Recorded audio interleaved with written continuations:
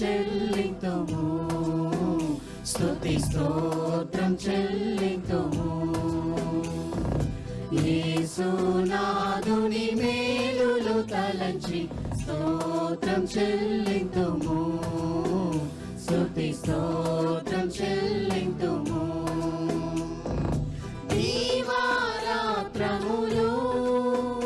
కంటి పాపవలే కాచి, దీవారాత్రములు కంటి పాపవలే కాచి, దయగల హస్తముతో బ్రోచి నడిపించితివి,